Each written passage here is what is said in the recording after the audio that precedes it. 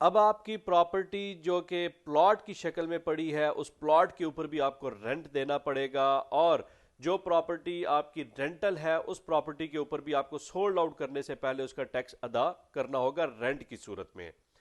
बिस्मिल्लाहिर्रहमानिर्रहीम, मोहम्मद अतीक गोंदल, और आज एक फिर इंफॉर्मेटिव वीडियो के साथ आपकी खिदमत में हाजिर हूँ।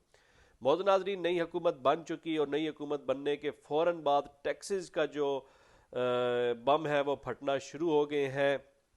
और एक ऐसा टैक्स जो कि आज से पहले जो है वो फेडरल के अंदर जो है इम्प्लीमेंट था, लेकिन पंजाब के अंदर उसको एग्जेम्पशन थी, वो टैक्स भी दोबारा लगने जा रहा है। लेकिन इसके लिए आपको परेशान होने की ज़रूरत नहीं है, पूरी वीडियो देखिएगा, आपको पता लग जाएगा कि इस टैक्स का आम प्रॉपर्टी डीलर पे या आम प्रॉपर्टी ऑनर पे या आम लैंड ऑनर पे किस कदर फ़र्क पड़ेगा। मौजूद नाजरीन, एक टैक्स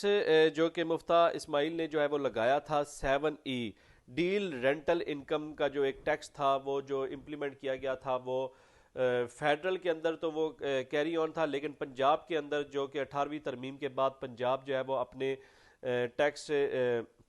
कलेक्शन जो है वो खुद से कर सकता है। तो उसने चैलेंज किया कि फेडरल जो है वो पंजाब के अंदर आकर के टैक्स डायरेक्टली तौर पे कलेक्ट नहीं कर सकता। तो उस पे जो है वो अदालत ने जो है वो पंजाब के अंदर 7E जो टैक्स था उसको जो है वो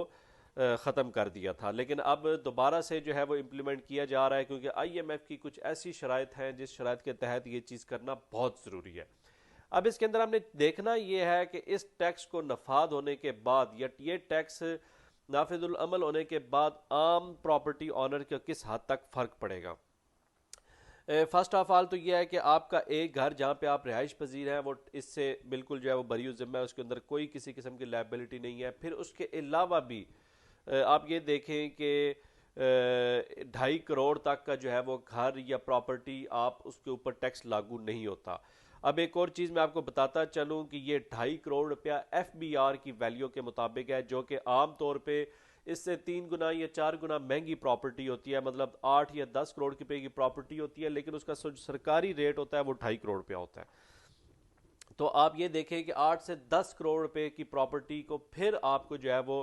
इसके ज़ुमरे में नहीं आती और वो आपको रिलैक्सेशन मिल जाती है।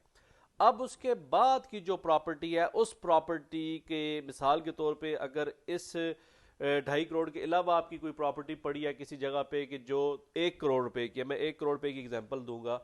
तो उस 1 करोड़ रुपए की प्रॉपर्टी पर जो है वो 5% जो है वो गवर्नमेंट उसका रेंट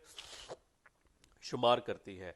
उस 5% टैक्स रेंट का मतलब है 5 लाख रुपया, और फिर उसके अंदर जो है वो 20% टैक्स जो है वो आपको लगाया जाता है। मीन्स के टोटल प्रॉपर्टी का 1% आपको पर ईयर जो है वो उसका टैक्स अदा करना होगा। अब 1 करोड़ रुपए की प्रॉपर्टी जिसका FBR के अंदर 1 करोड़ रुपए की मालियत है, जबकि एक्चुअल अगर आप उसकी वैल्यू देखें तो वो शायद 4 करोड़ या 5 करोड़ रुपया होगी। तो अब 4 या 5 करोड़ रुपए के ऊपर 1 लाख रुपया टैक्स, मुझे नहीं लगता कि कोई इतनी बड़ी कोई क़यामत आने वाली है या कोई बहुत बड़ा जो है वो टैक्स का पहाड़ गिरने वाला है। इस किस्म की परेशान होने की ज़रूरत नहीं है कि ये एक बड़ा माकूल सा टैक्स है जो कि हम आम रूटीन में अदर टैक्सेस की मद में ऑलरेडी हम पे कर रहे होते हैं, और ये भी एक टैक्स रूटीन का टैक्स है जो आप पे करेंगे और अपनी प्रॉपर्टी उसको सोल्ड आउट कर सकते हैं। अब इस पे देखना ये है कि ये आम बंदा, अब आप ये देखें कि जिसकी